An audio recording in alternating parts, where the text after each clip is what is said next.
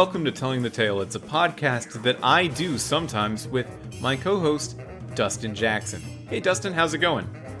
Mitch, it's going so well today. I don't even feel like I need to go back in time to redo this episode intro. Hey, Dustin, do you get more money if you do that? I'll never tell. Should I start doing it? Should I be getting money? Should I be trying money? Back to the Future, the game is what we're playing. The way you said it makes me think there's an exclamation point at the end. Back to the Future, the game! Well, you know what? I said it that way, knowing that there's not an exclamation point, but I did write one on my notes. There we go. I did put an exclamation point there where it should not have been there. You should have been in charge of their branding, honestly. Yeah, I mean, why not put an exclamation point at the end of every video game title? Yeah, that gets you excited to play. It's like, whoa, I'm in for a fun time. Yeah, I'm in for some exclamatory feelings. I'm going to go Back to the Future. Boy howdy, is it a fun vibe in Back to the Future. Yeah, it's very different from other Telltale games we've played so far. Well, it's especially different from CSI, which is what I was really hoping for. Yeah, boy, what an improvement.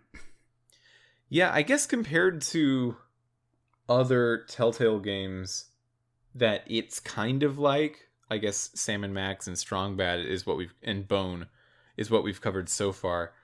This is the most realistic one, but it's still like a farce of a sci-fi time-traveling shenanigan-filled thing.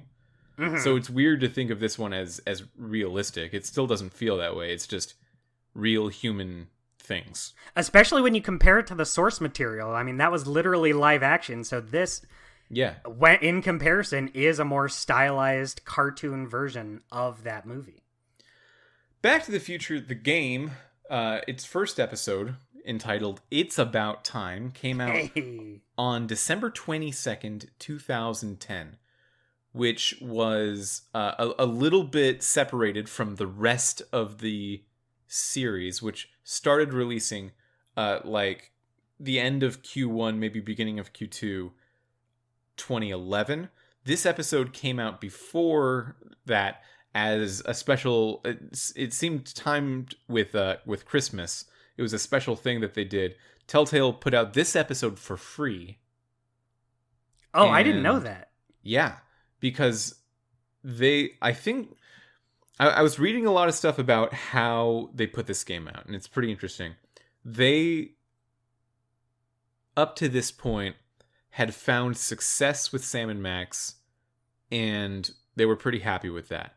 They found critical success with Tales of Monkey Island, which was great, but we're still talking about franchises which, in the grand scheme of what people make video games about, small potatoes. Yeah, even Sam & Max, which I would say was their biggest one at the time, even that's like a very niche IP. I don't consider that like among the most well-known series out there. Yeah, out of everything they did, Wallace and Gromit might have been their biggest name. And that's CSI crazy was their biggest name. But, oh, yeah, that's true. But CSI sucks. Enough about CSI. And I don't want to hear about CSI right now. But like the Homestar Runner website and famously commercially unsuccessful video game series Monkey Island, like they aren't rocketing Telltale to really big mass amounts of popularity, but then they got this deal with Universal for a few different series they were going to do. They did Back to the Future and Jurassic Park, and both of those things are way bigger, like way bigger than anything else they've ever done. Yeah, like it's not just like one step up. That's like a whole flight of stairs up from what they were working with. Yeah, I guess someone at Universal is just a really big point-and-click adventure game fan, which I think is funny every time I find out, like, oh, this person likes point-and-click adventure games? That's strange, but I'm into that. Yeah, the one that got me the most was Elijah Wood. That's how he got on board with Broken Age when Double Fine was making that. He was just a big fan of the past LucasArts point and clicks. Yeah, it's so weird to imagine anyone who isn't a personal friend of me playing Monkey Island. And maybe that's a narcissistic take. Maybe well, Monkey Island, I would say, is one of the big... I would say that's probably the biggest name in point-and-click adventure games is Monkey Island. But even then, you wouldn't put Guybrush Threepwood on the same pedestal as, Mario, even though he should be. I think the biggest one is probably King's Quest. Yeah. But I'm trying to think if second to King's Quest would be Monkey Island or Sam & Max. Sam & Max might have eclipsed it. I want to say Monkey Island is... Because Sam & Max is so many different things. Yeah. Not everyone thinks of Sam & Max as a point-and-click adventure game series, but that's just what Monkey Island is. For a very long time, Monkey Island was indisputably the one. Now it might be closer. Mm-hmm. But in any case, yeah, someone at Universal liked what Telltale was doing with their games, and especially how true they were staying to their source material in terms of aesthetics, which was fairly unique within the industry. If anyone else made a Homestar Runner game, it wouldn't look like the cartoon. Yeah. But Telltale was able to do it, and Telltale had some good writing chops, and Telltale really respected the licenses that they were given and didn't just make licensed games in the way that you think of licensed games. So, most of the time, yeah. Most of the time. Sometimes... we can't always be trashing on CSI 3 Dimensions of Murder.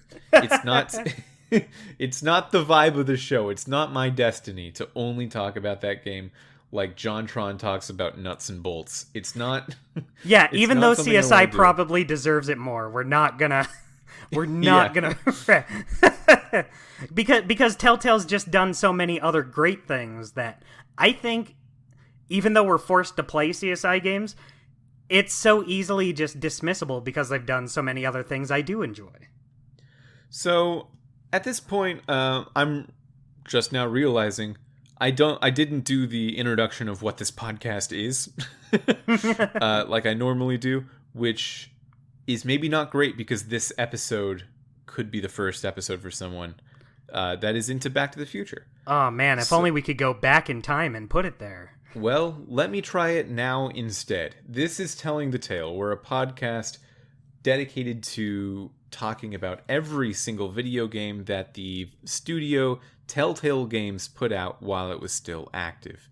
We've talked about their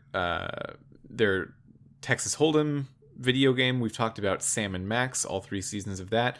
We've talked about their Strong Bad game. We've talked about one of their CSI games. We've talked about their Bone games. Yeah.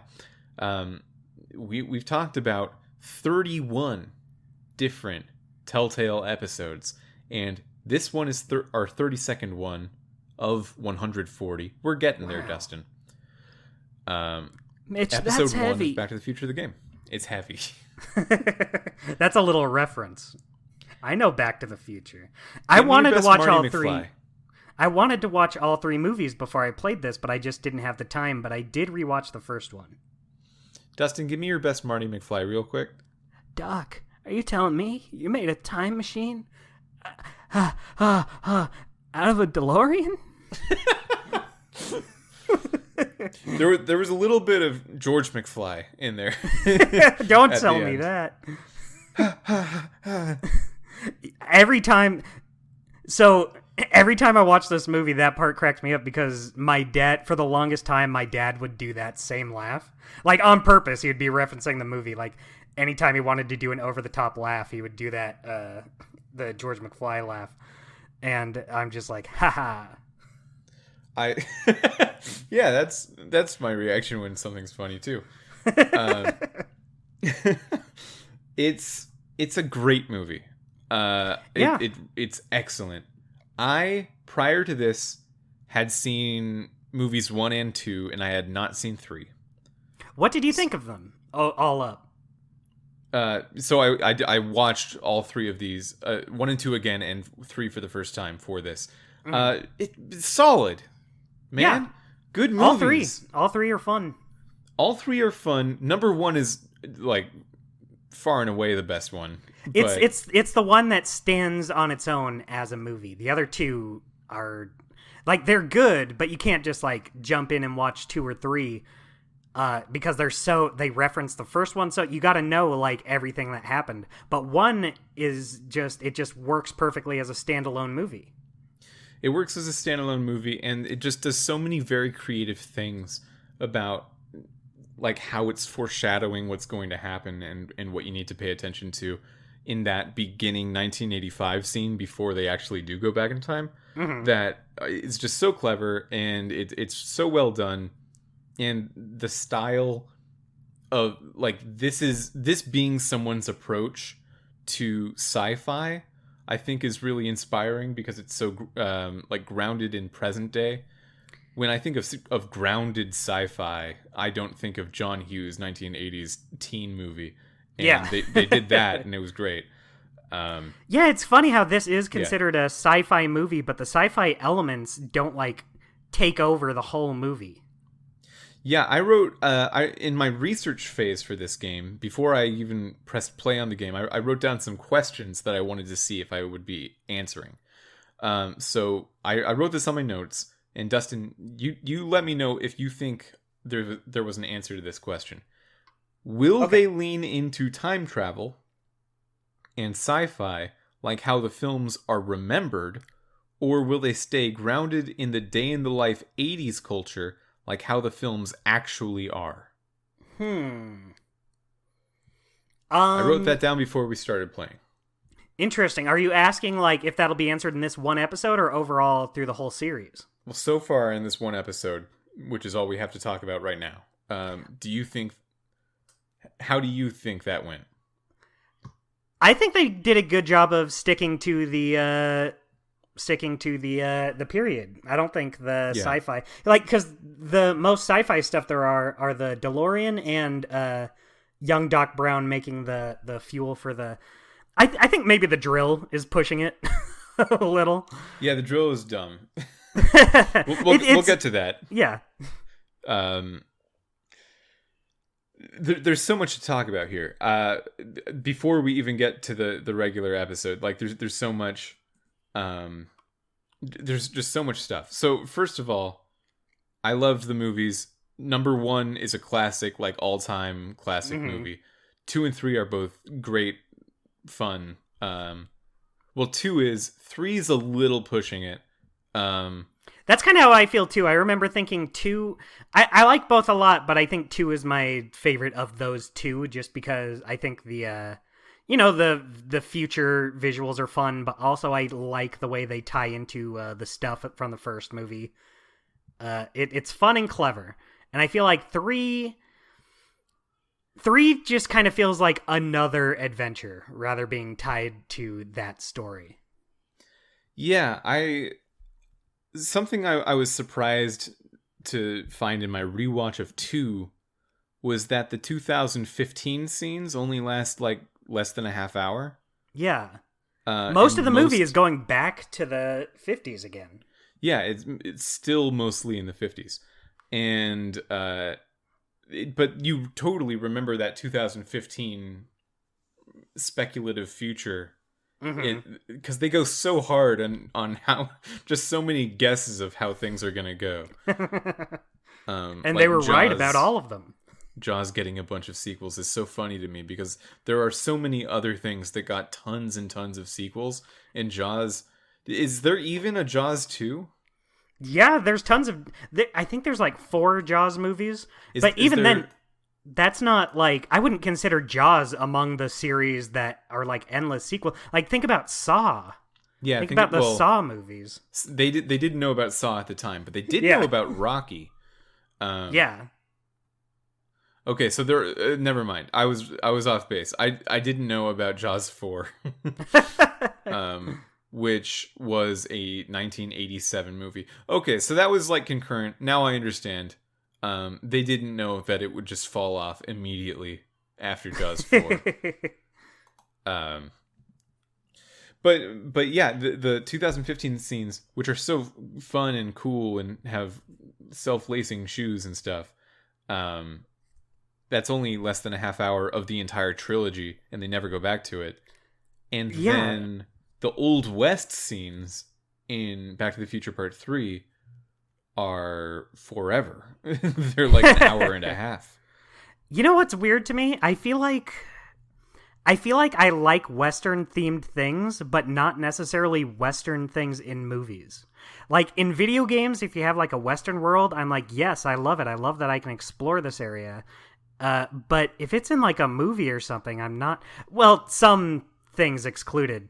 Rango is one of my favorite movies ever made. But yeah, I feel like just watching a Western scene in a movie, it's kind of like, well, okay, well, I've seen this.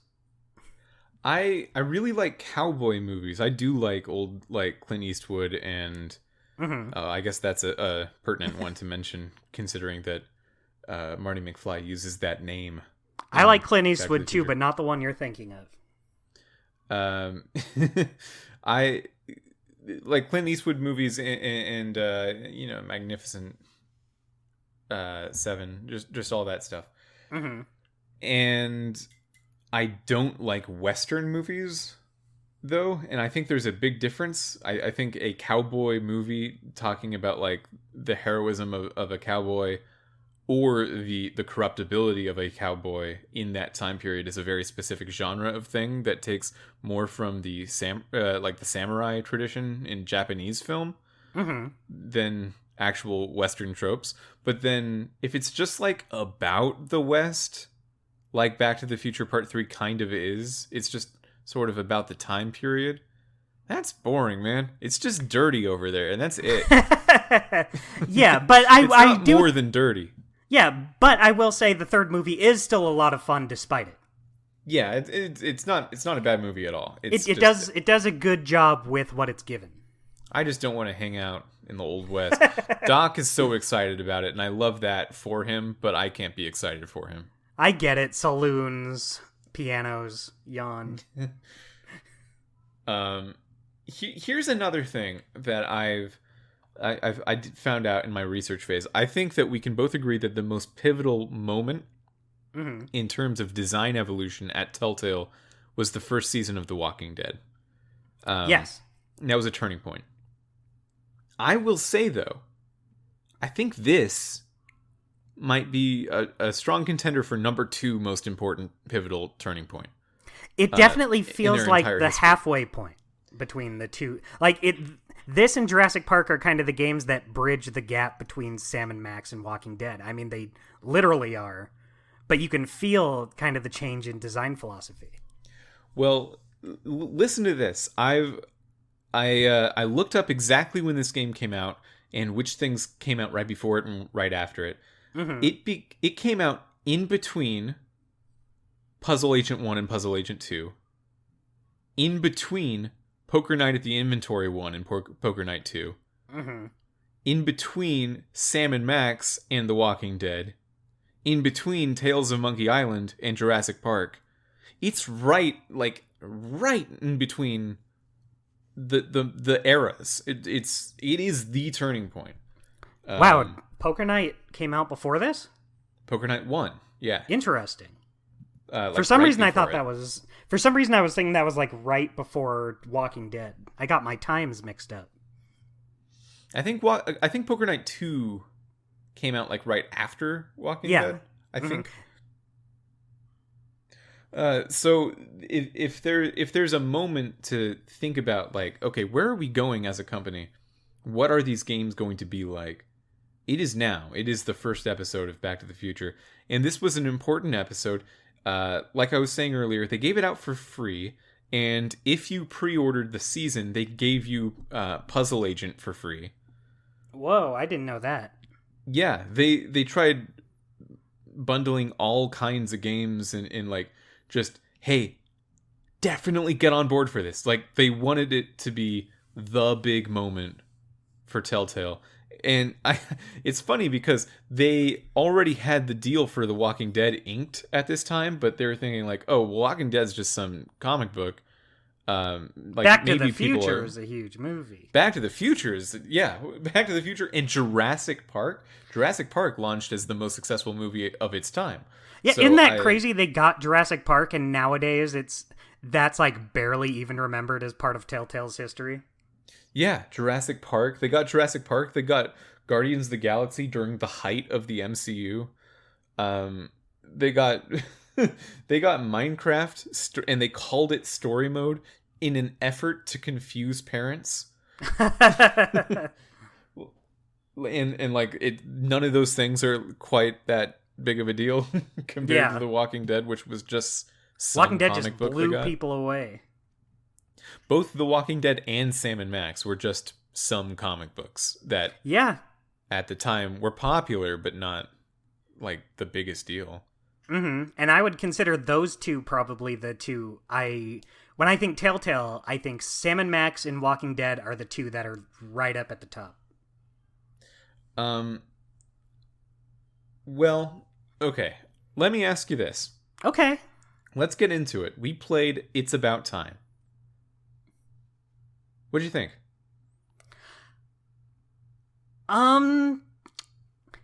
It's not my favorite. I like it. It's not my favorite thing we played so far.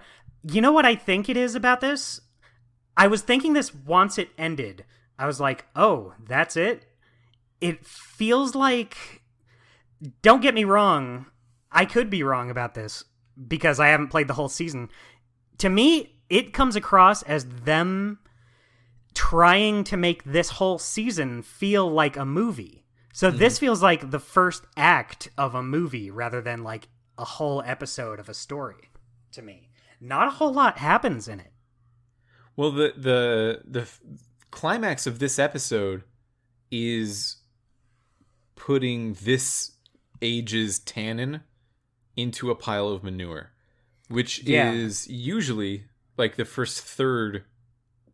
Well, it's like within the first third of movies 1 or 2. Mm-hmm.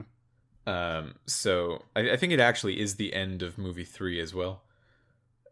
So it's not always at the beginning, but that's kind of the thing that they're going for. They're trying to say like, okay, these aren't individual stories. This is going to be one story told over 5 episodes.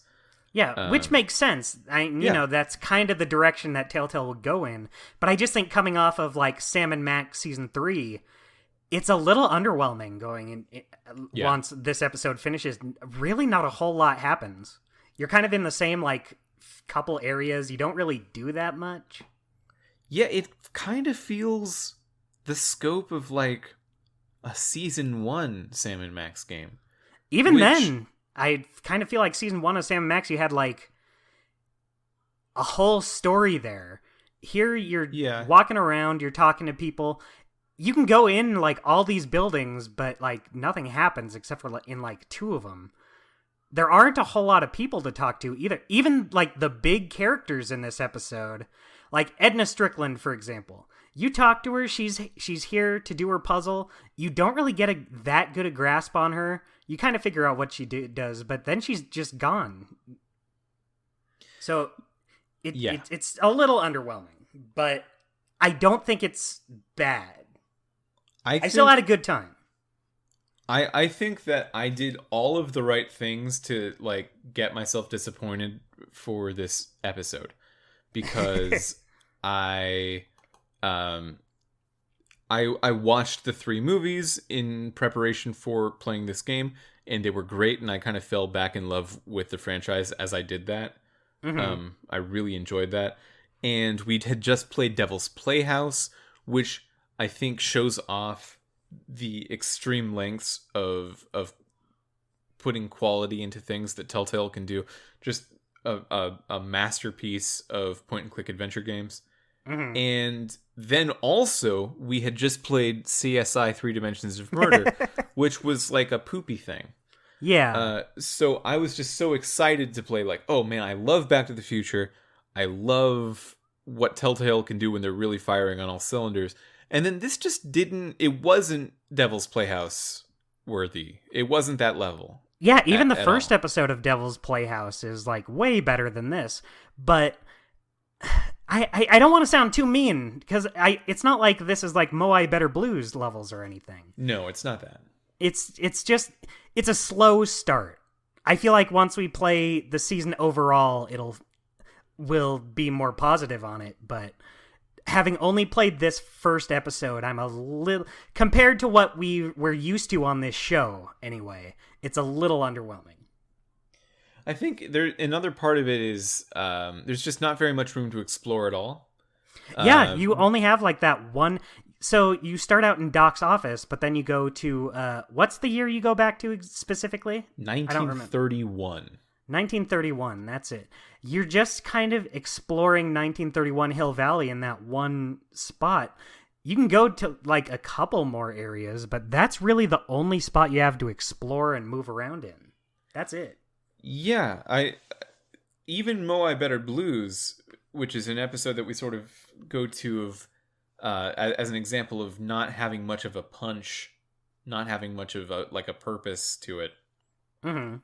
In that episode, you can explore the whole Easter Island, and that's at least 3 rooms, and then you can go back to the street that you work on, and that's like 3 more rooms, counting Stinky's Diner and stuff.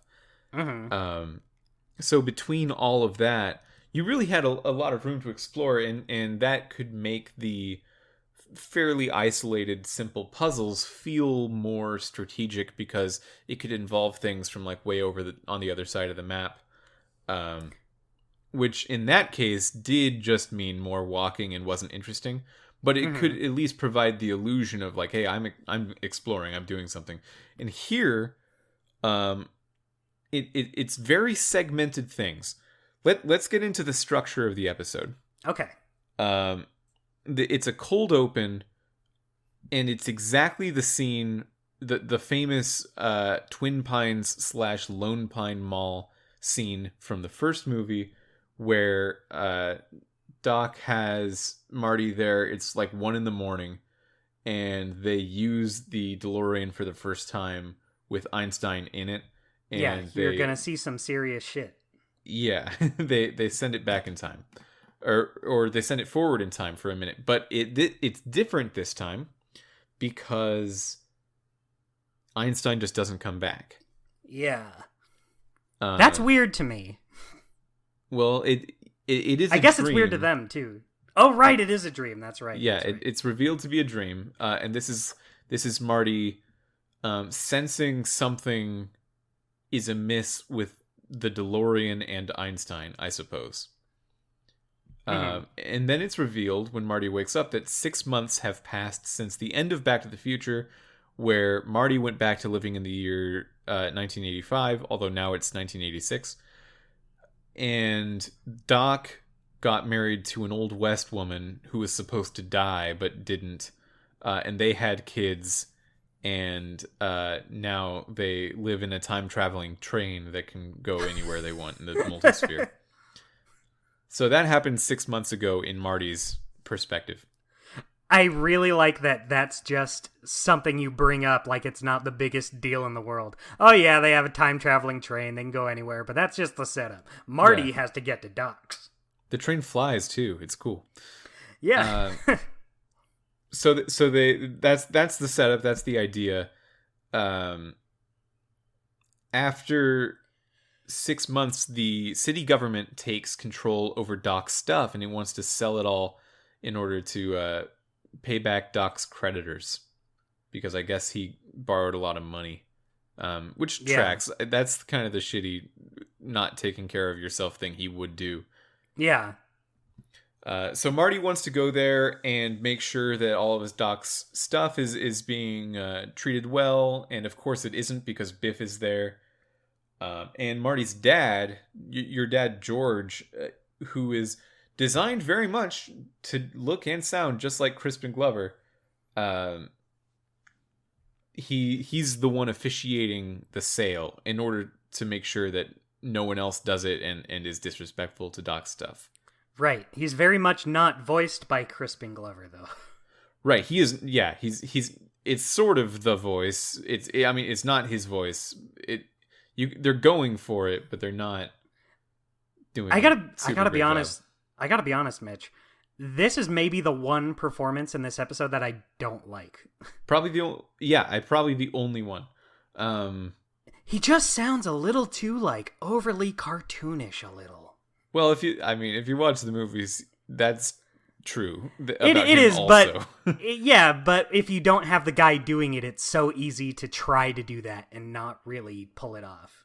Now, Biff, let Marty have the thing. He's always saying that famous line. Let Marty have the thing, Biff. Now, Biff, give Marty back his cool guitar and the amp that explodes every time. He's always standing behind him, saying it, waving his finger. Yeah, the only phrase your dad ever says in this game is "Now, Biff." His eyes light up in the shadows. Now, Biff. It plays dramatic, scary music. Now, Biff. Except, I think both of us did a closer Crispin Glover impression than the actual actor. Like, just now. It sucks because I think everyone else in this episode does a great...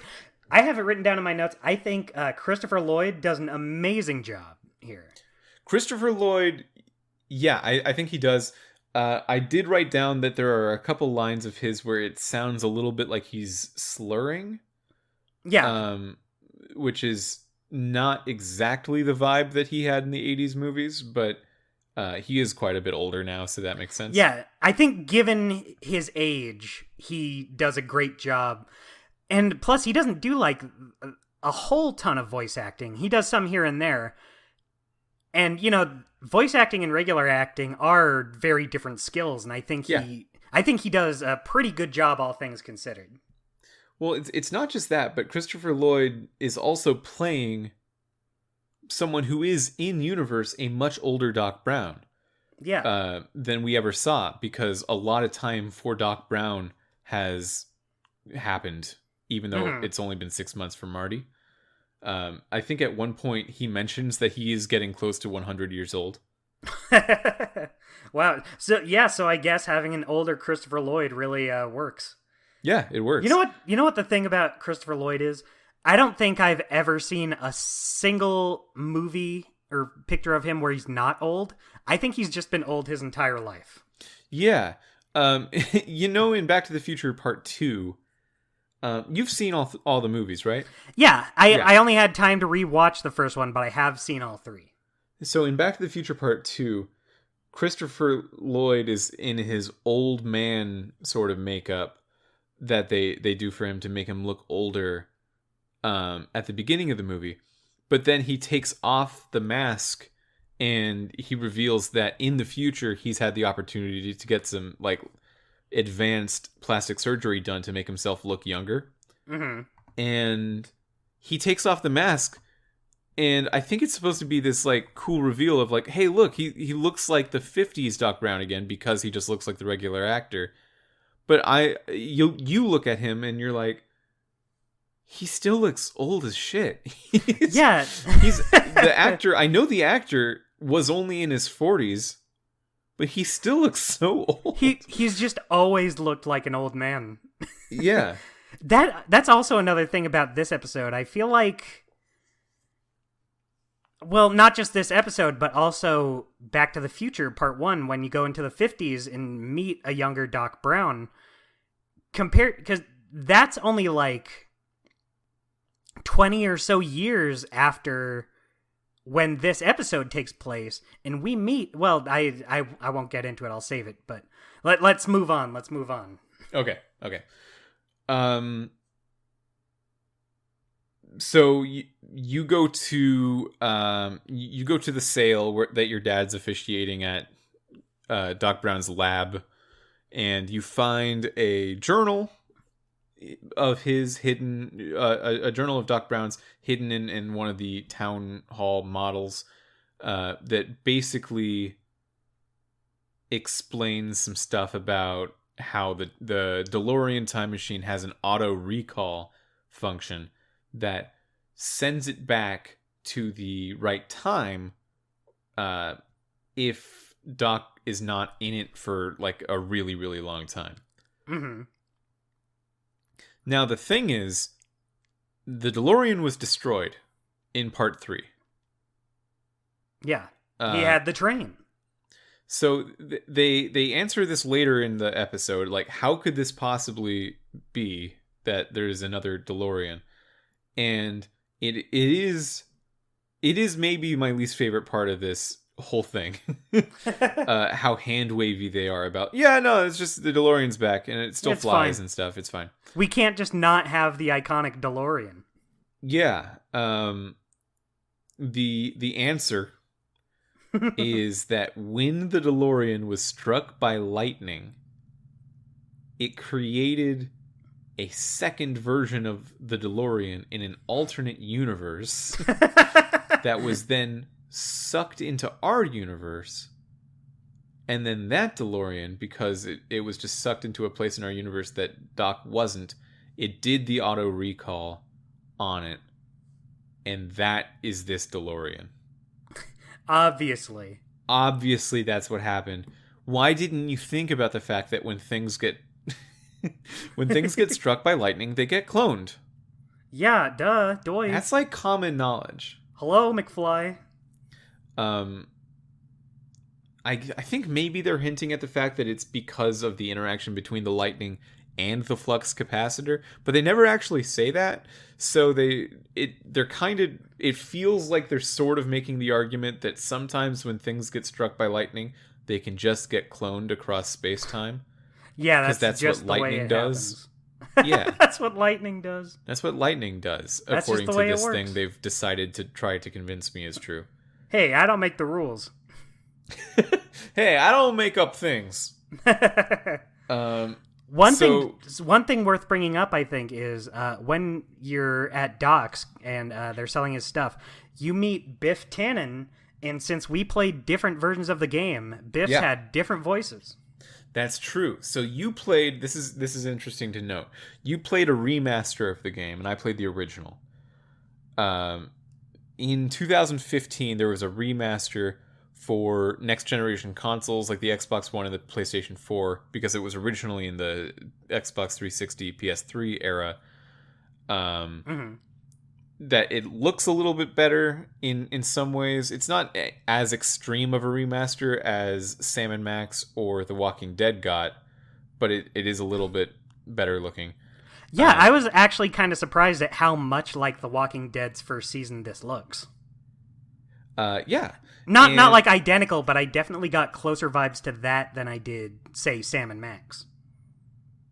Well, that's interesting. We'll talk about that, because I think that might be a difference between our versions. But in mine, Andrew Chaikin, credited as Kid Beyond, played Biff. Why was he credited as Kid Beyond? Because he is Kid Beyond. That's like he's a musical act most of the time. That is the thing he is mostly. But he's done like a billion bazillion Telltale Games voices before this. Yeah. And he's never been credited by that before, so that's weird. It kind of reads a little bit like we know this is not Biff, so we'll just use an alias rather than his real name. Well, not just that. It kind of reads like, oh, this is the Back to the Future one. I'm gonna put on my fancy name for this one. Oh, okay. You know what's interesting about that? Talking about this guy, Andrew Chaikin. Is it Andrew Chaikin or Chaikin? I never know. I mean, it's CHAIKEN, so it could be either one. Andrew Chicken. Probably not that one. But Skunk Ape Games actually recently tweeted out, like just the other day I saw a tweet from them, since he was the original voice of Max in episode 1, the only reason they recasted Max was because he had a medical issue after and could not continue being Max afterwards. Yeah. So it wasn't a case of him not fitting as Max. It was just them needing to recast. I feel bad for Kid Beyond, aka Andrew Chaikin, because he got this role as Max, and if he kept doing it the full series, he would have got. I mean, he is a famous person already, but he would have got a lot of recognition for that. Mm-hmm. And then he got this role as Biff Tannen, which is a pretty cool role. And then he's and just then replaced. he was also recast in order to get the original Tannen actor from the movie. Yeah, this isn't even the first time Telltale's done something like this. In Tales of Monkey Island, LeChuck had a different voice, but then when episode 4 and 5 were coming out, they were able to get his actual voice actor back. So when they did the complete series set, they redubbed episode 1 to have that voice actor. So Telltale's done this a couple times. I wish they would not do the redub for consistency thing. With this one, I kind of get it because like the movies are so near and dear to people's heart, but even with this, I kind of feel like, hey, let Kid Beyond have this one. Let him be Biff. Just let him be Biff. Come on, look at his face. Let him be Biff. I will say on a purely meritocracy based level, he is not a very convincing Biff in my version of the game. I feel that. Yeah, and he's have Tom really Wilson. not a convincing Kid Tannen.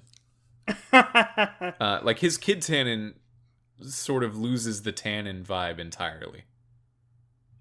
Yeah, so I'm a little curious about that. I don't know if he voiced Kid Tannen in the remaster either. I think that was a different name there. And I don't think it was... I would need to look... Maybe it is. Maybe him using the different name really threw me off. Is this something we should look up right now? I don't think we have to, but we can. Okay, I'm gonna cast of Back to the Future, the game. My favorite Tom Wilson role, even though he is Biff, he does a lot of voices in SpongeBob over the years. I think he still does. He plays Patrick's dad in the episode with Patrick's parents, the one who says, "That's right, honey, we don't have a son." That's awesome. That's a good one. Yeah. Okay. No. Owen Thomas Yeah, is Kid that's it. Tannen. Is that a person from the I don't movies? know. Owen Thomas? I'm not sure. I kind of don't think so. Why would that not be the same actor they have for Biff Tannen? Yeah, why not just have him? Like, isn't the point supposed to be that they're the same actor and All sound the the same? Tannens are always the same. All the McFlys are always the same. It doesn't bother me that much, just because I don't know. It's a little bit of a stretch to say every single Tannen sounds the same, etc., etc. But that is what the movies were going for. So Well, yeah, that was the point. That was like Yeah. the joke of the movies. Mhm. Owen Thomas was not in the movies. He plays Kid Tannen in Back to the Future and Master Mantis in WarioWare Get It Together. Wow, that's weird. Yeah, That's interesting. and additional voices in The Last of Us Part 2. Ooh. I mean, that is a much bigger game. So Yeah. Do you know the characters Omid or Troy from Walking Dead? yeah, I do. It's him too. Oh, nice. Yeah, we'll get to Omid. Don't worry. I don't really remember the other one, but it's been a bit. Yeah, so that is the same between our versions. Owen Thomas plays Kid Tannen in both, and we'll get to who Kid Tannen is in just a second. So the DeLorean shows up. It just like poofs into existence. Marty gets in it, opens up the door, and sees that Einstein, the dog, is in it, but nothing else, and also a woman's shoe. And you know Marty's gonna get down with that. He's a little creep. So I'll save that shoe for later. So he tells the dog to smell the shoe, and just figure out where it goes. And he's led to old woman Edna Strickland, who is the dean of the school. His older sister, it seems. Mm-hmm. And she's Marty's new love interest. Yeah, because of shoes. So he goes to her apartment, and you can tell that she's sort of senile. It's played a little bit for humor, but also just sort of this is how it is. Mm-hmm. She's hoarding newspapers, and she thinks that she's making tea even though she never turns the heat on. So she's not all there. But using her hoarded newspapers, you can find out when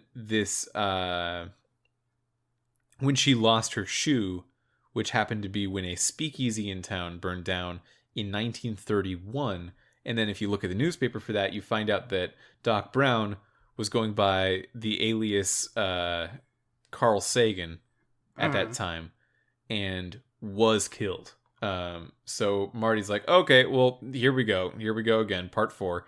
We're gonna go and save Doc again because he keeps getting killed. I just can't save this asshole.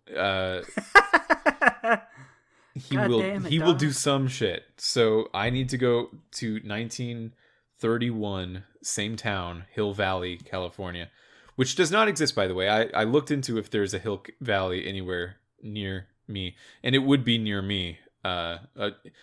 In fact, Hill Valley is pretty much Ventura, California, which is where I live, but it does not actually exist.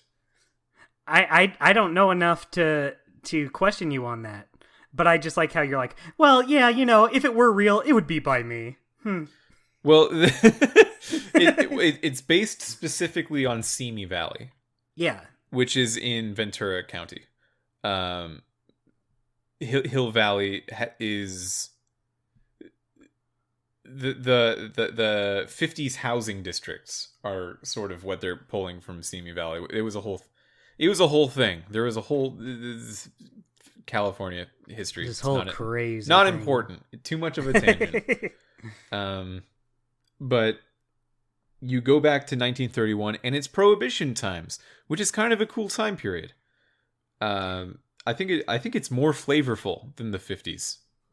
Than the movie's depiction of the 50s, because we're going with there's some speakeasy and there's like some mobby gangsters from when mobby gangsters were all like pizza based rather than like drug based at this time. Man, pizza sounds great right about now. That was also what I was thinking when I heard myself say pizza. It's like, ooh, I shouldn't have said that. I know what's happening later. Yeah. Wow. I wish I had pizza. Doc, you're telling me you made a pizza out of a DeLorean? Doc. My Marty impression is just making him sound like the wimpiest, shittiest asshole. Yeah, it's a little bit how some people do Bill Clinton by pretending they're like punched in the stomach.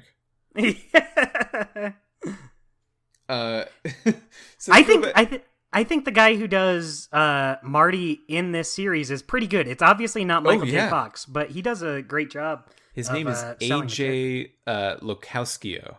Oh, nice. Locascio. I'm glad you wrote that down. I didn't think to. I'm looking at a cast list of the entire game on the internet right now. Yeah, he sounds more like Marty than Christopher Lloyd sounds like Doc Brown. He's really good. Mm-hmm. And between AJ Locascio, Christopher Lloyd, and Thomas Wilson as Biff Tannen, they really nailed the voice feel for this series. Yeah. Not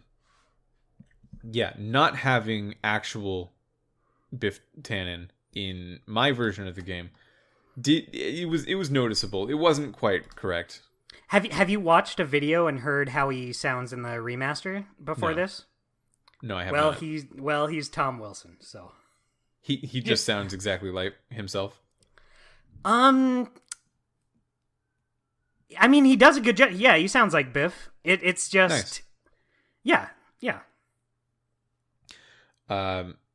So you go back to the past and you find young Emmett Brown. He's like 18 maybe. Mm-hmm. or 20, maybe he's like 20. No, I think they specifically he's 17, they say. Didn't they say he graduated high school already? Yeah, but he's a genius.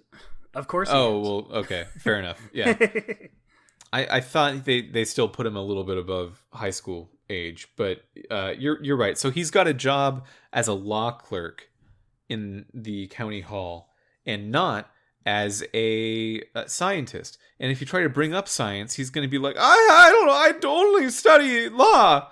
I don't like science. I don't like science, he'll say.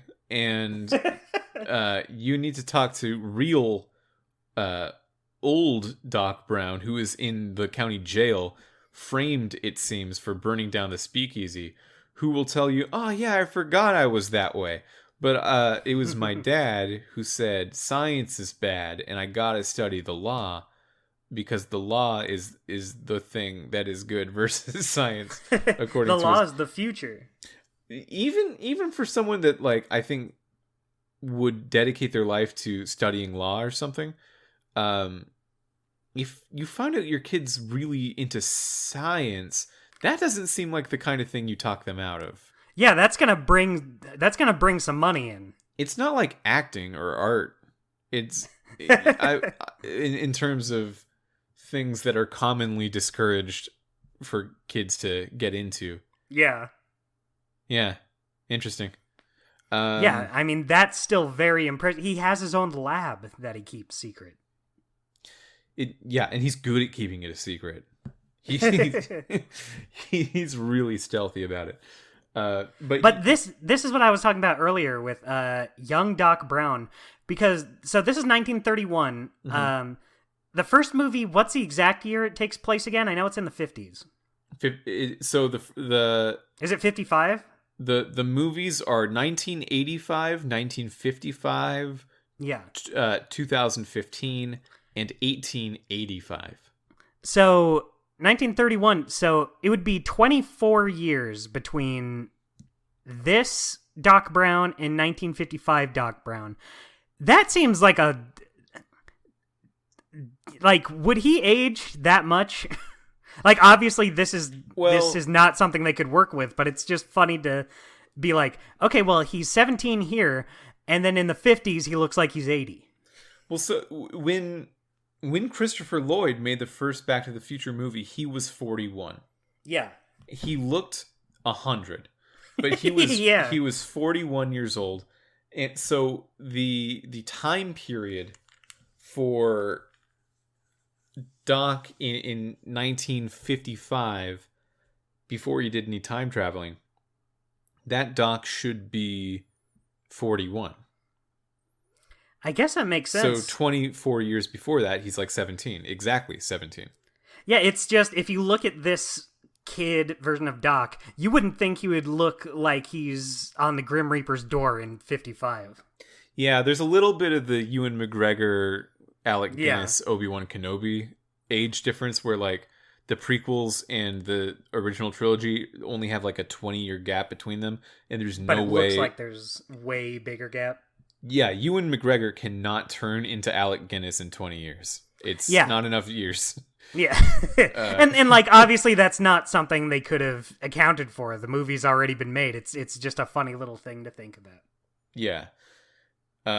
So you talk to Doc in the jail, and Doc says that I'd love to be let out of jail, and you should let me out of jail because I don't want to die, and you just told me that I'm going to die if I stay here.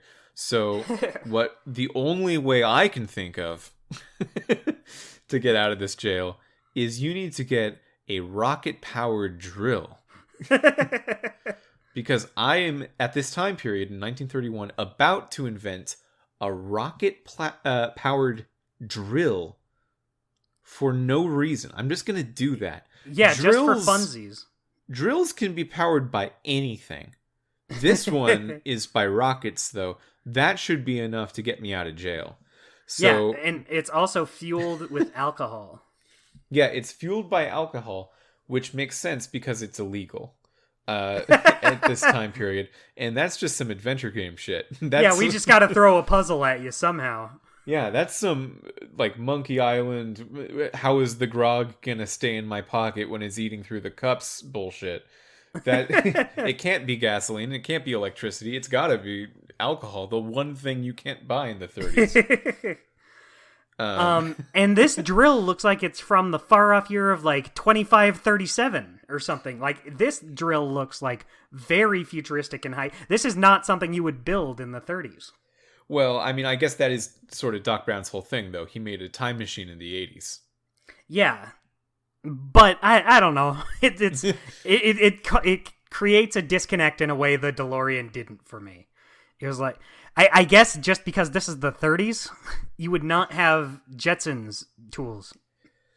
I mean, he makes a flux capacitor in the 50s, so I don't know. Yeah. I'm gonna give him the pass. That is the conceit of this series. You're more forgiving of Doc Brown than I.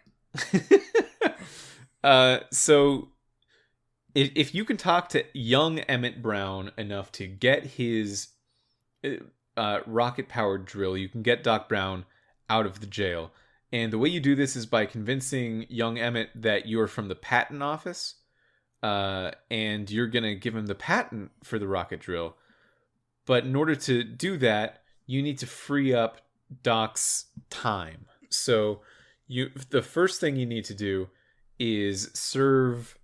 is it Arthur McFly? Or Frank McFly? Arthur McFly. Arthur McFly.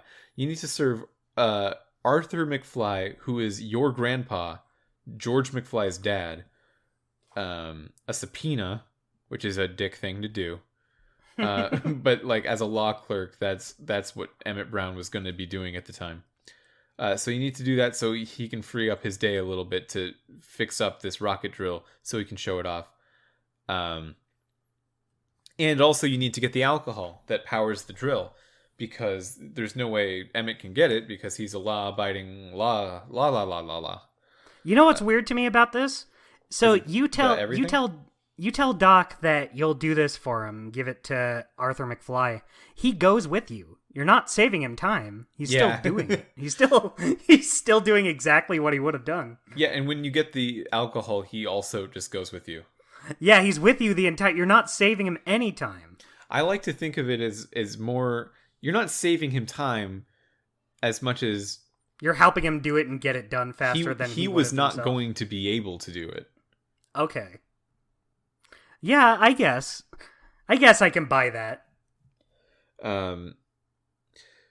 So the subpoena thing, I guess that's just what it is. But the alcohol thing is a bit more interesting. There's this soup kitchen where they're handing out soup to the needy, and it was recently bought up by Kid Tannen, who is Biff Tannen's grandpa, or father, or uncle, or something. Well, Arthur McFly is Marty's grandpa, so I just assumed Kid Tannen was... Well, no, because Biff is older than Marty. Yeah, because Biff's a teenager in the 50s, so that feels like an adult in the 30s. Yeah. Well, no, because if Kid Tannen has a child in this time period, which I could believe is true, maybe, that child would then age 24 years and could be a dad themselves to Biff Tannen. I guess that's true. We never really... We don't know what age Kid Tannen is. He could be grandpa. Yeah, it seems like it just seems wrong. I can't figure the math out on that. It just doesn't seem correct. But you're right. It could be some time period of some sort. Yeah, the thing is, it's not important at all. It's not important. It's just in the same way that Buford Tannen was just one of the Tannens. Yeah. In part 3, Kid Tannen is a predecessor to Biff Tannen, and he's an alcohol baron. He runs a speakeasy which got burned to the ground, and we don't exactly know why it got burned to the ground yet. I assume that'll be revealed in a future episode of the game. Mm-hmm. But now he's serving alcohol out of the soup kitchen, using the soup kitchen as a front for the alcohol. Alcohol, soup, it's pretty easy to get them confused. Yeah, so there's a terrible, terrible puzzle where you need to give. I hate this puzzle. I'm glad it wasn't just me. It sucked. It was really finicky too. I didn't get the right, like, you need to do something after you get a cutscene, and I couldn't figure out how to get the cutscene for a long time. I think that sums up a lot in this episode. There's a lot of puzzles. There's a lot of things you have to trigger by just doing exactly what they want you to do at that time. Yeah, this one was another one that was written and directed by the team Hartzell and Stemmel. And I gotta say, we've played a few Hartzell and Stemmel episodes, both in Strong Bad and Season 3 of Sam & Max. Not my favorite. What episodes did they do in those? Oh, I'd have to look up my Don't worry notes. about it then. Forget I asked. But I remember, like, tagging them mentally, like, oh, that one's not... I don't know. They don't bring your favorites. I mean, they're not bad. They're not bad, but I remember, like, Chuck Jordan was really bringing some heat, right? Mm-hmm. Like the ones that I remember sticking with me were really sticking with me. And maybe this episode was rushed so they could bring it out for Christmas. Because it came out I on could the see that 22nd because of it's December very the year short. before. It's very short, and it did seem very finicky with some of the design stuff. Mm-hmm. And it came out so much earlier than the entire rest of... Like, the gap between episode 1 and episode 2 is like 3 months, when it's 1 month between all of the ones after that. Yeah. That's interesting. Yeah.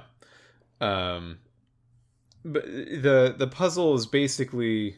you can get young Edna Strickland, the old lady who is going to become a senile newspaper hoarder in the 80s. You can get her to pick up a barrel of soup. Soup is stored in barrels, by the way. Yeah.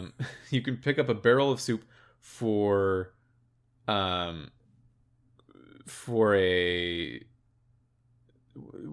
charity.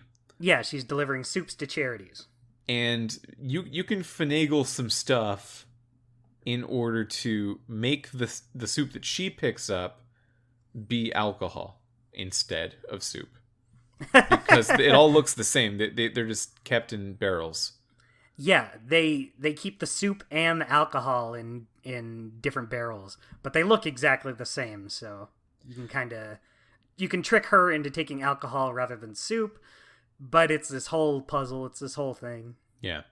So once you serve your grandpa a subpoena and get a bunch of alcohol, you are fast forwarded to the end of the night where the alcohol needs to be distilled into usable fuel, which is this strange mini game that takes place in Doc Brown's teenage lab, which is in like the basement of his parents' manor, where he's having this loud argument with his dad, finally coming to terms with the fact that he needs to study science and not law. And he's going to be emphasizing specific words. Yeah, he's that doing it Marty in a way needs to that listen to. Yeah, he's doing it in a specific way to let you know what to do in his lab. Yeah, like he'll say something like, "I really just need to light a fire under me," and then you need to. He'll emphasize the word fire, so you need to stoke a fire at that point. Mm-hmm. There's stoking a fire. There's feeding bacteria. There's cranking an electrical generator and releasing a release valve. Mm-hmm. And all of those things, you need to do them at the right order when he says it. And then, of course, because video game stuff, his dad starts emphasizing words also, and he doesn't know what he's talking about. So you can't listen to all the words that are coming in, just the ones Doc says. I actually liked this minigame, and I think that they do a really clever job of increasing the difficulty with it in a way that ties into the narrative of what's going on at that time. Yeah, it's fun, and the idea that like they're sort of gamifying this parental argument is interesting. Yeah, that feels like the kind of Telltale, like, oh, they're doing something with this sort of could have been dark narrative mechanic that they will become known for in the coming years with Walking Dead, even though this is a very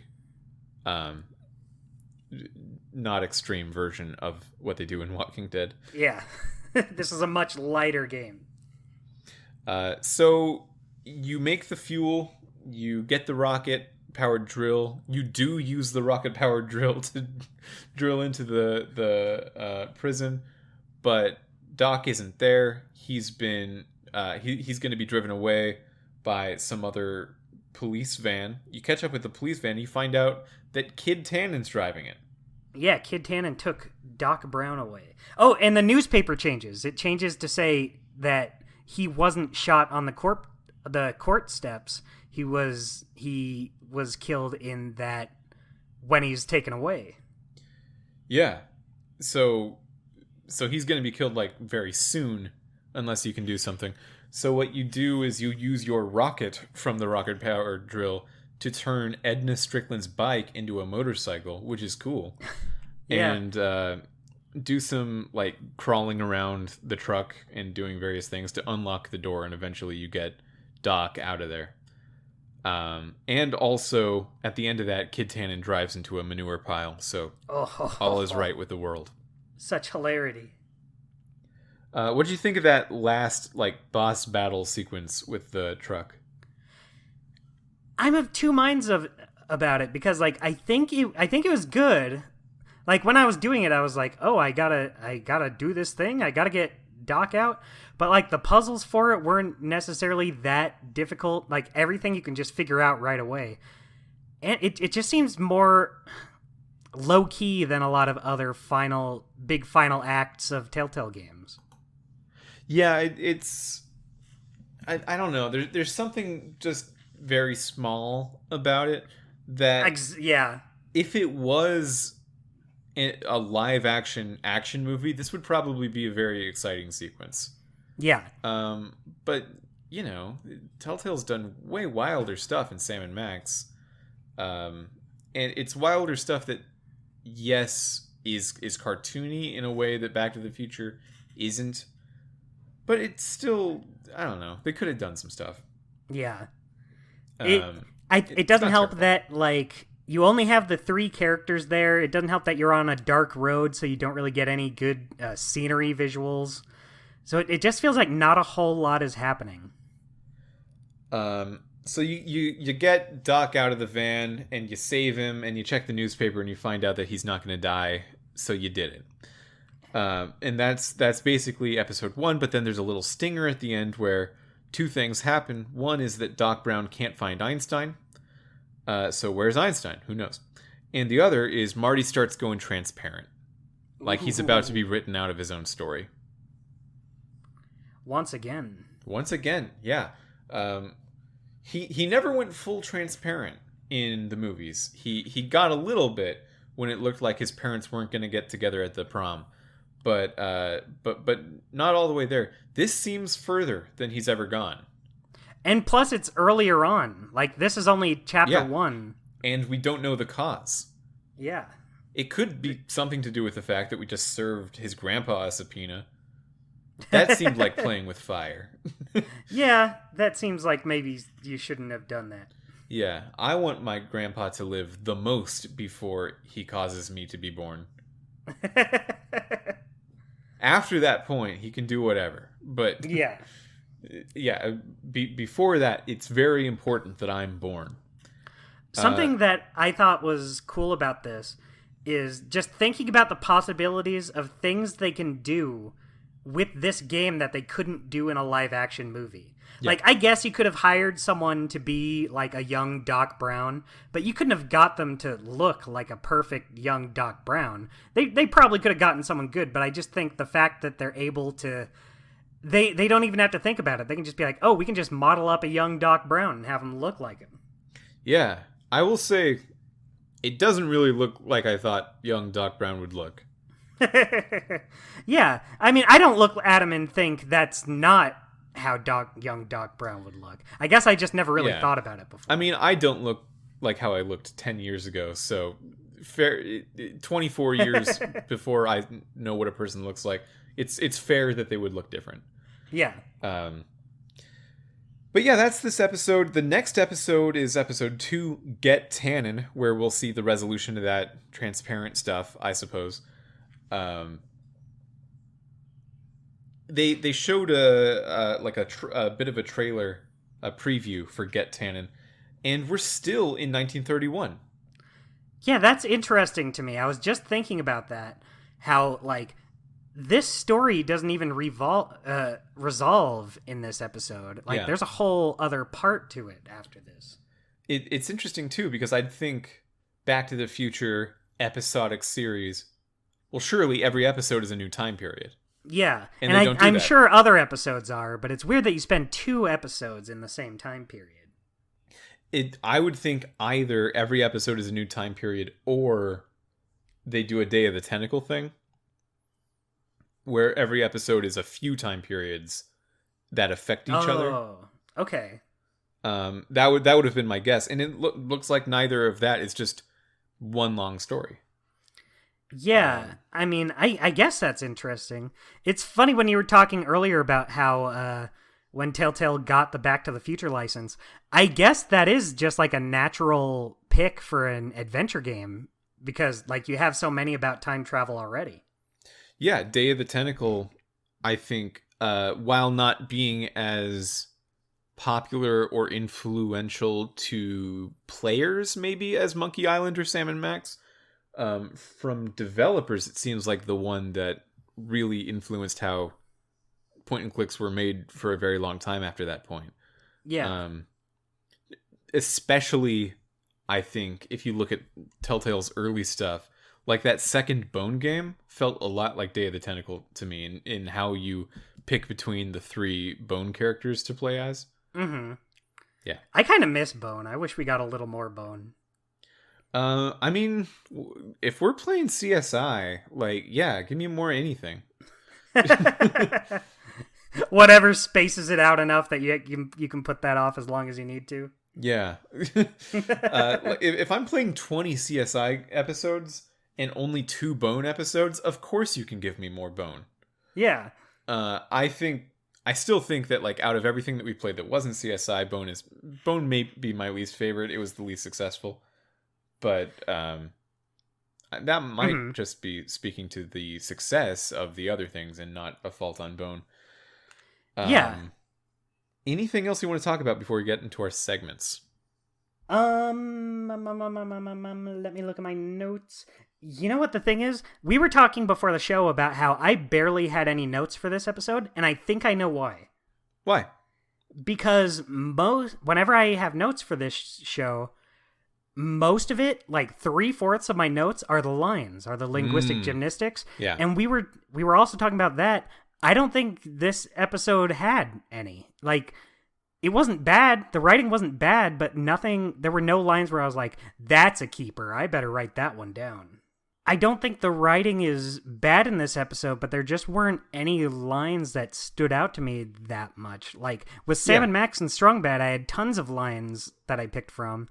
And here, it's just kind of like movie dialogue, I guess. Like, it's dialogue to get the story moving, which is great for its purpose, but not great for a segment.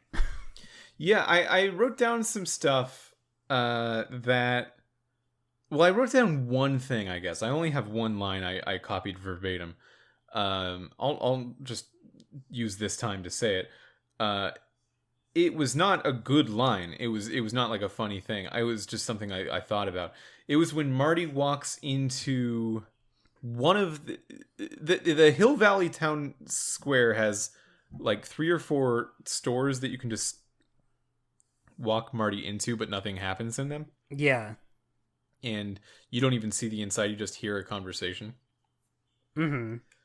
One of which is like an inn that Marty says he doesn't want to go to because he says, I'm not so sure I want to stay in a place that welcomes transients. I wrote that down because, like, hey, Marty, what the fuck? Yeah. Hey, buddy, that's like really gross and classist all of a sudden. You've been Well- cool for 3 movies. Yeah. Well, you know, it was the 80s. It was 2011 when the game came out. Or 2010. That's true. Yeah, it's either the 30s or 2010. Both are not the 80s. That just seems like a weird thing to say. Can I just say I don't like that you can go in these buildings and have nothing happen there? It's kind of the same problem I had with CSI, where it would let you like look at an item and then be like, "Oh, things are thorough here. Good job." It's just a waste of time, and the dialogue you get from it isn't particularly funny. So it's just like, all right, well, I'm looking for where I need to go. I guess since it gives me the option to click on this building, I'll check in here. But then you just go in, and it's like, oh nope, I guess not. It felt like it was wasting my time. I'll come on the defensive a little bit. Okay. Because anytime you say something, I gotta say wrong. No, I don't think so.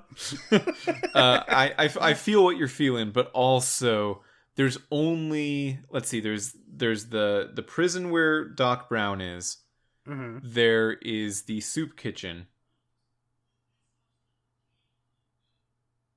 And there's a little booth in front of the barber shop with Kid Tannen where he gets his shoes shined.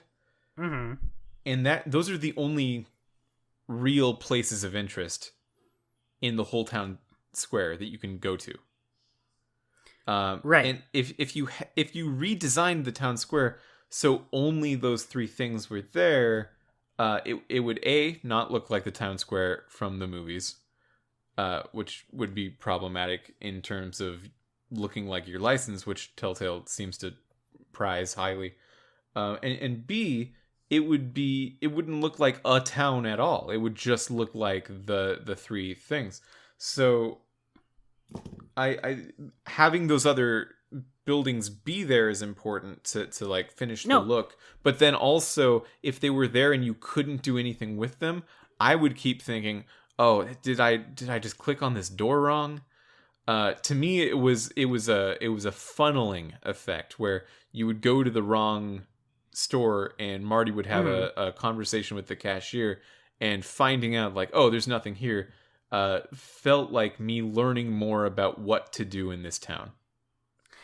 I guess so. I guess I get where you're coming from. Let me clarify though that the former thing you said is not what I have. Like, obviously, getting rid of all these areas would not be the way to do it, but the latter is like, just don't let me go in that building if I have no reason to go in there. But that's just me personally. I feel like if you're already spending the time finding where you need to go, you shouldn't also need to look around and like click on buildings, go inside, and then be like, oh, I guess this isn't where I go. You can just have it not let you select it and then say, oh, that's not where I go. Yeah, I mean, yeah. And like, it would be one thing if like every place you went in had like really funny dialogue and made it like interesting for you to go into each one, but not really. It's just like, hey, is this where I'm supposed to be? No, get out. Okay. Well, isn't building up that world the point of adventure games? I don't know. I guess, but it didn't necessarily make me more interested in this world.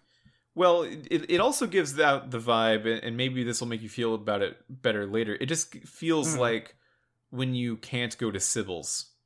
So maybe next episode we can go in some of these. And because we are still going to go to 1931. I guess that's true. Give them like more of a purpose later on.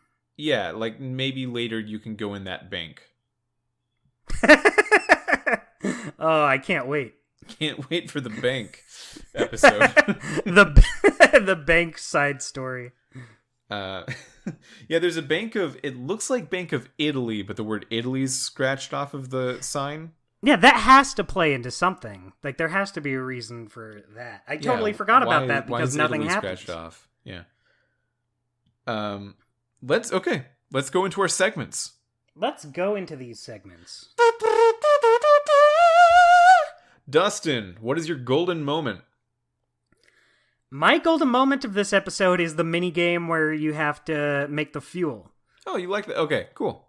Yeah, I like that. I thought it was fun, and like I said earlier, I thought they did a good job of working it into the narrative of what was happening at that point. How he had to use the argument to emphasize words to tell Marty what to do.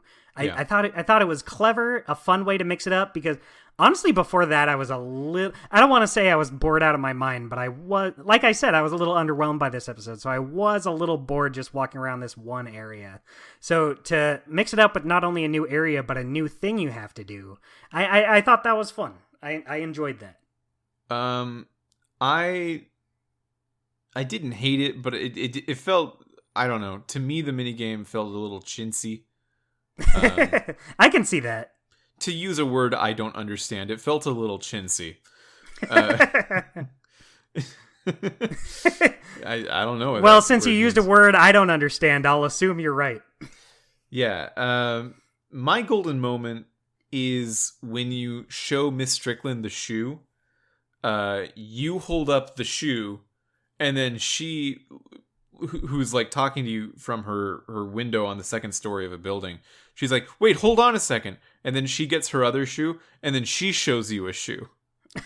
And just the idea that you show her a shoe, and then she like gets excited to also show you a shoe. That was a good moment for me. And that was my favorite moment of the whole episode. That doesn't necessarily mean that's her same shoe, even. Yeah, she's like, oh, I can do that. Oh, look, I have a shoe too. Merry Christmas, boy. Yeah. Not part of the segments, but I have something I forgot to ask you about. At the beginning of the game, before you even boot it up, like on the start menu, in that Lone Pines Mall, there's a scene of the J.C. Penney's that is right behind them in the movie. But in the game, on the loading screen, the sign is changed, so it reads J.P. Penney's. Is that the way it was in the movies? Or is Telltale just doing that because they're afraid of big man J.C. Penney's? Big man J.C. Penney's. Are they even still around? Yeah, I think so. I have lost track of what big mall store chains have gone down. Yeah, I mean, the last time I've been to a mall on purpose is actually recent, but before that one weird time, it was like years. Yeah.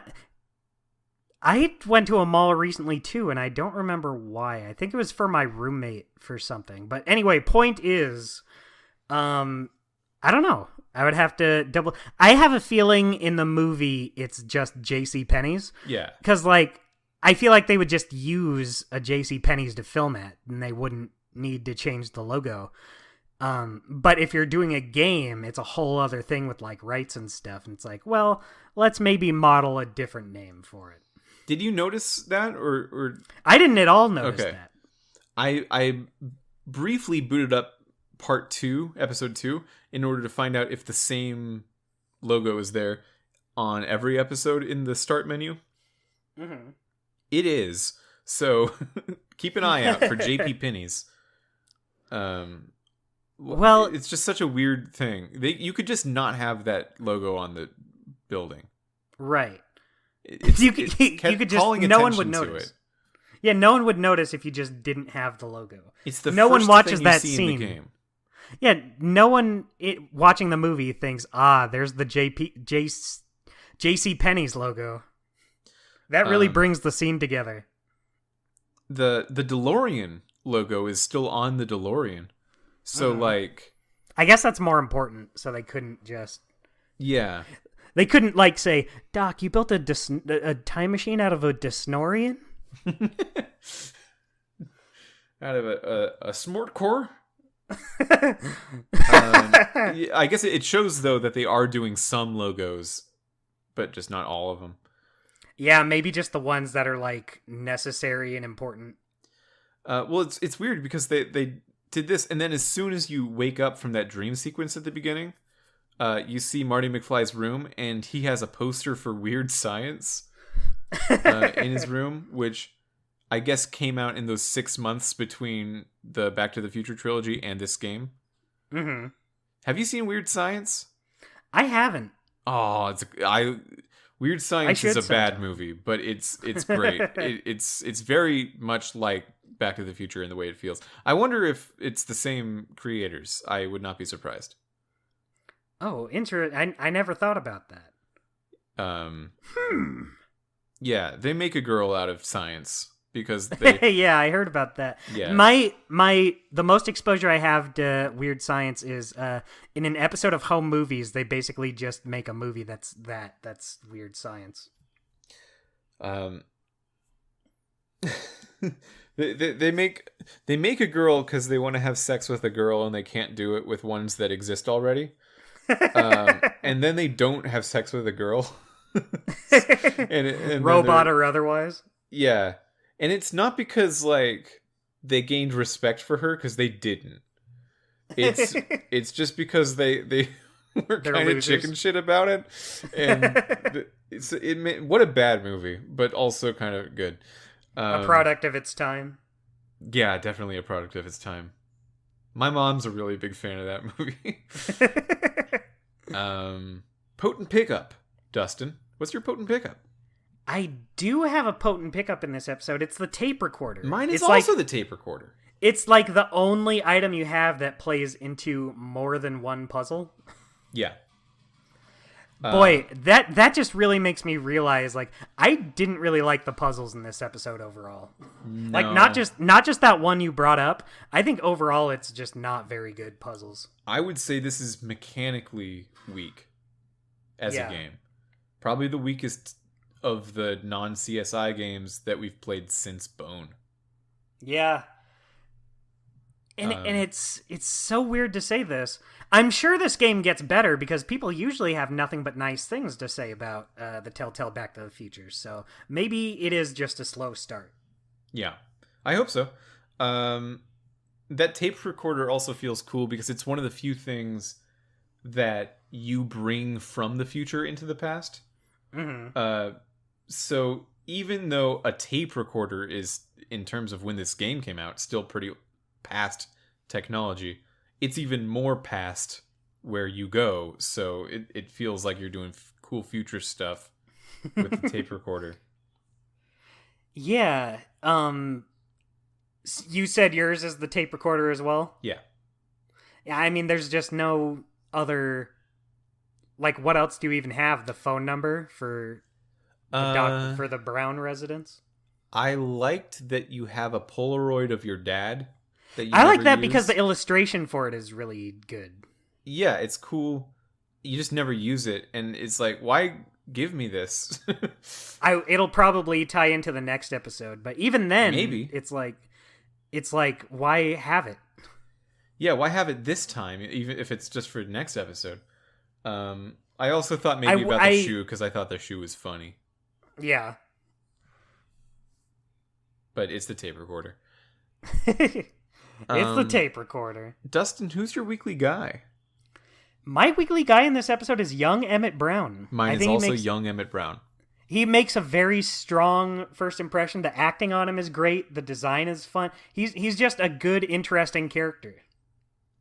Yeah, I like young Emmett Brown a lot, especially because seeing what Doc Brown used to be like is a pretty big lore dump for the series. It's never been covered before, except potentially maybe in the animated series, which I did not watch, and Bob Gale says is not canon. Yeah, exactly. There's no reason to watch it for this. I remember watching it as a kid, but I don't remember like anything about it. But do you know what's the weirdest part about that to me? In the animated series, they have like live action segments before and after the episode, and it has Christopher Lloyd as Doc Brown, but he doesn't voice Doc Brown in the actual show, in the cartoon parts. Yeah, it's like Jackie Chan Adventures, right? Yeah, it's exactly like that. You already have Christopher Lloyd, just have him do it. And it's not like he's a bad voice actor, like we said. He does a good job in this. So I wonder if maybe they could only afford him for the live action parts or something. Or maybe it's just a voice actor law thing. Maybe it's a union thing. Because I know a lot of shows, like if you have a show that's animated in Canada or made in Canada, you can only use Canadian voice actors. It's part of a union thing. So I wonder if it just had something to do with that. Like they could use him for the live action parts, but he couldn't do voices for the show.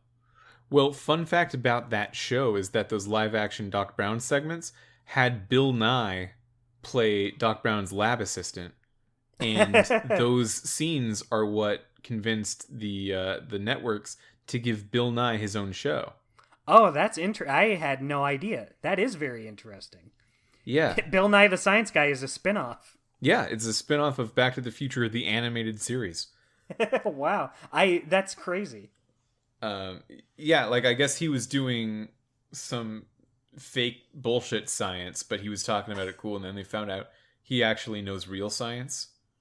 So they just let him do real science. Why are you doing this fake science? Whenever anyone brings up Bill Nye the Science Guy, the first thing that comes to mind for me is was this in high school or after? I had a friend, we would joke about Bill Nye the Science Guy having relations with someone, and the way he would seduce someone is like he would be in his underwear, he would be in like a thong or something with the rose petals leading up to the bed, romantic lighting, but it would just be playing that theme song the whole time. He would go, Bill Nye the Science Guy. Bill, so he would be Bill, like, Bill. Yeah. he would be he'd be like sitting on his heart-shaped bed while it's going, Bill. I'm glad you brought that. I'm glad you brought that here. Thanks. I never thought I would bring that up ever again. So yeah, young Emmett Brown is the weekly guy. Do we have a weekly guy? I don't know, because I don't... You know what? I'm going to say Marty's dad, just because the performance isn't very good. I liked to see him, though. I think the writing I did like to see and characterization was still on point. Yeah, I agree. Yeah. But I just don't have anything that bad to say about anyone else in the episode. I think Kid Tannen was weaker than Kid Tannen could have been. I guess that's true. He doesn't really, for like the big villain of this episode, he doesn't make that big an impression. I'm going to change my answer to that too. All right. Yeah, I agree. All right. Yeah. Also, I found out. So Michael J. Fox did not play Marty McFly in this, but he did play Marty McFly 4 years later in Lego Dimensions. Interesting. You'd think he would be him in this. Yeah, if anything, like this is the Back to the Future game. Why would you do Lego Dimensions?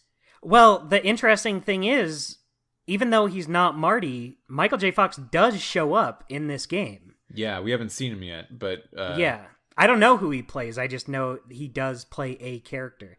But I hope that's not like a end of episode 5 spoiler. Yeah. But I know that is the case as well. Well, also the thing about Lego Dimensions is a lot of characters use recycled lines from their source material. So, like, if not a lot of characters have new recordings made for Lego Dimensions, but some characters, they just use archival audio. Like Homer Simpson, for some weird reason, any Simpsons characters in that game, they only used lines that were in the show. And so I'm wondering if they did that with Marty too, and that's why Michael J. Fox is credited. I'm not sure. Man, I wish that game kept on. Isn't that such a cool idea for a game? It's so crazy because, like I said, most characters do have tons of lines that are like crazy fan servicey referencey. Like Sonic the Hedgehog is in that game. If you bring Sonic to Bart Simpson, Sonic, in his modern-day Roger Craig Smith voice, will say, "Hey, Bart, if you see something you want, just take it. Take it, take it, take it, take it." And he does the reference to Sonic in The Simpsons. So they get crazy fan servicey with it, and it's really cool. But, yeah, Toys to Life just kind of... Yeah, and I love how they well, you don't need to tell me that.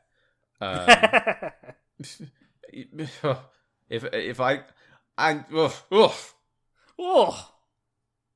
Anyway, Mitch, we know what a big Disney Infinity fan you were. Well, you know what? I was a big fan on the surface of Lego Dimensions. I will say maybe I'm part of the problem because I did not buy Lego Dimensions, but I like the idea of it a lot. Yeah, I watched a lot of YouTube footage of it. I also did not buy it, but I did buy Disney Infinity. I did buy Disney Infinity. I did kind of support Toys to Life, and I feel like I only played Skylanders games like after the writing was already on the wall for it. But when Disney Infinity was going, I was like buying the figures, I was buying the games. I was like, oh yeah, I want these. Yeah, when I worked at Vicarious Visions, most of the people I worked with were on some of the at least the later Skylanders games. Mm-hmm. So they had all these stories about how they were doing Toys to Life stuff for just the longest time, which I can't tell. I just realized this can't legally go anywhere, so we have to end the podcast. Awesome. Yeah. So anyway, this has been Back to the Future, the game, episode 1.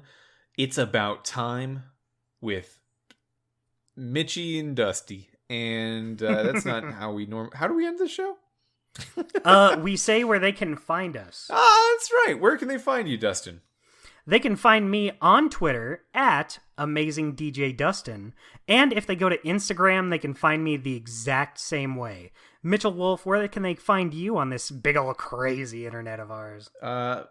If you zoom in on Twitter, you'll find me at the Wolf FM. That's at symbol TheWolfeFM. Also, just to want to give a quick shout out to a bunch of our listeners who were saying some stuff about the podcast. We got Milo, we've got Andrew, we've got Courtney. I know all these people. We've got Adam. Yeah, that one's a little fuzzy. Yeah, that's just how it is. I think I've seen that guy around. Yeah, they're cool folk. They're cool folk. We got Cameron. Hi, Cameron. Yeah. So all those people, thank you for listening. And thank you. All those other people, if you want to get a shout out, you can rate and review the show on iTunes and let me know that you did that by telling me on Twitter or something so I can find it. We may even read the review if you want us to do that. Hey, Mitch, can I tell you a little something? You can. Just on this subject, I want you to know that I told my family about this podcast we do. Like, every time I go over to their house, they're like, what are you up to? I say, oh, I'm, recording this podcast. So they know of it and they don't listen to it. Hey, mine too. I wonder if my sister will listen to Walking Dead when we get to it, because she and I played the shit out of Walking Dead together. Yeah, I mean, if there's anything that can get her to listen.